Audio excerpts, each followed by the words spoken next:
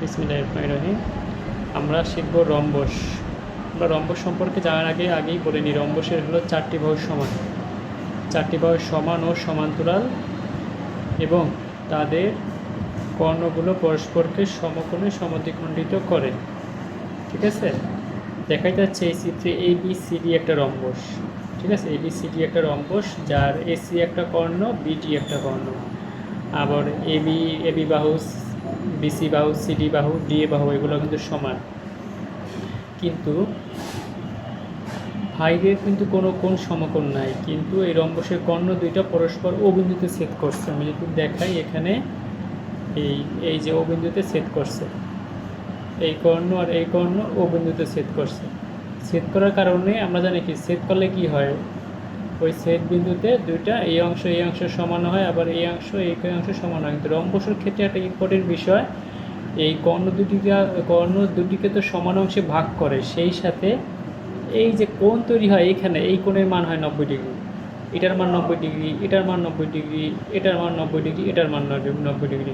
কিন্তু রম্বসের নিজের কোণের মান কিন্তু 90 ডিগ্রি না।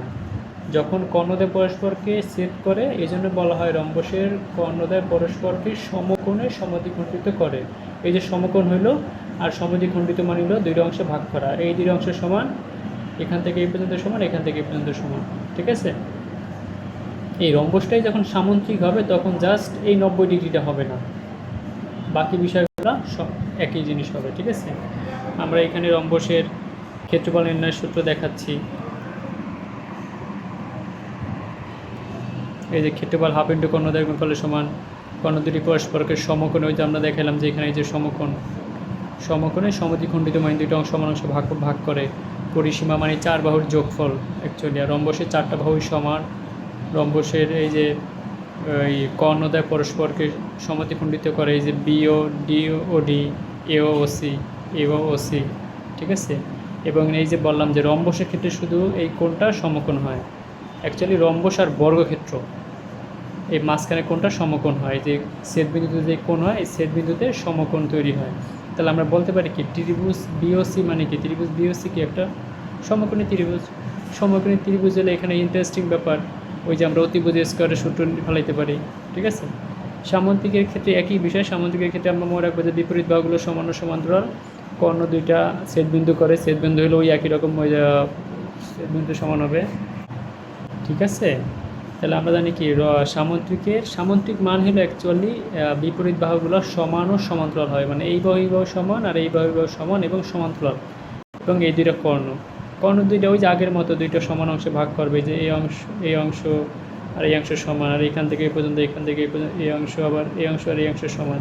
ঠিক আছে, সামন্ত্রিকের ক্ষেত্রে ক্ষেত্রফল নির্ণয়ের সূত্র হলো ভূমি। এই ভূমি হলো নিচেরটা, এটাকে বলে ভূমি। ঠিক আছে, এটাকে বলে ভূমি। তা ভূমি ইন্টু উচ্চতা সবসময় হবে লম্ব দূরত্ব। কার মধ্যে লম্ব দূরত্ব? এই যে AD আর BCর মধ্যে একটা লম্ব দূরত্ব। এই যে আমরা যদি এখান থেকে এই জায়গায় লম্বটা নিই, তাহলে লম্বটা হবে এই যে এরকম, এই বাহুকে এই দিকে একটু বাড়াইলাম, তা বাড়াইলে এই যে লম্বটা আনলাম, এটা হলো অ্যাকচুয়ালি এইচ। এই যে এখান থেকে এই পর্যন্ত এটা হলো এইচ। ঠিক আছে, পরিসীমা ওই যে একই রকম চার বাহুর যোগফলের সমান।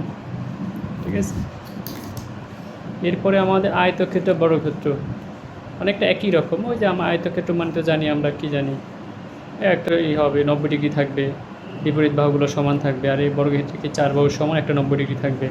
ঠিক আছে, ছেদবিন্দুর ক্ষেত্রে আমাদের ছেদবিন্দুর ক্ষেত্রে সবগুলোর ক্ষেত্রে একই নিয়ম, শুধু রম্বসের ক্ষেত্রে ভিতরে 90 ডিগ্রি কোণ তৈরি হয়। ঠিক আছে, রম্বসের ক্ষেত্রে ভিতরে এই যে এই জায়গায় 90 ডিগ্রি তৈরি হয়, বর্গের ক্ষেত্রেও তৈরি হয়। ক্ষেত্রফল দৈর্ঘ্য প্রস্থ, এই যে এই বাহু আর এই বাহুর গুণফলের সমান। পরিসীমা সবসময়, পরিসীমা যত বাহু থাকবে সে সবগুলো বাহুর যোগফলের সমান।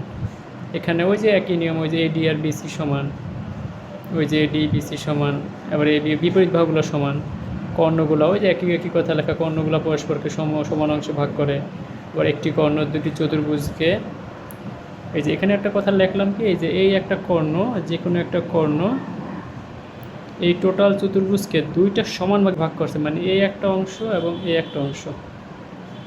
যদি এই একটা কর্ণ চিন্তা করি, তাহলে কি এখানে একটা ত্রিভুজ হয়েছে না, এখানে একটা ত্রিভুজ হয়েছে, এই দুইটা ত্রিভুজ সমান এবং দুইটা সমান অংশে ভাগ করছে।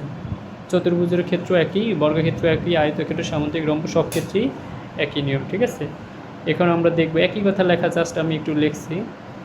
এই বিষয়গুলো মনে রাখতে হবে, বিশেষ করে এই জিনিসটা ইম্পর্টেন্ট, ঠিক আছে? এই জিনিসটা আমি যদি ছবি আঁকি, ছবি আঁকলে বিষয়টা এরকম হবে। ধরলাম এরকম একটা বর্গক্ষেত্র আছে, তাহলে আমি এটাকে এই এক কোণাকুনি যোগ করলাম। তাই কোণাকুনি যোগ করলে যে দুই পাশ দুইটা ত্রিভুজ তৈরি হয়েছে না? তো এই দুইটা ত্রিভুজ সমান, মানে দুইটা ত্রিভুজের ক্ষেত্রফল সমান। এখানে সেটাই বলছে যে একটি কর্ণ চতুর্ভুজকে সমান অংশে ভাগ করে, মানে দুইটা সমান অংশে ভাগ করছে। আর এই দুইটা সমান অংশ মেন নিলে অ্যাকচুয়ালি দুইটা ত্রিভুজ হয়েছে। এই কথাটাই বলছে, প্রত্যেকটা ক্ষেত্রে একই নিয়ম, ঠিক আছে? এই বিষয়গুলো মাথায় রাখতে হবে। এই বিষয়গুলো মাথায় রাখলে আমি উপপাদ্য হোক, পরিমিতি হোক, অন্য যে কোনো কিছু খুব ভালো পারবো। বারবার এগুলো পড়তে হবে, ঠিক আছে?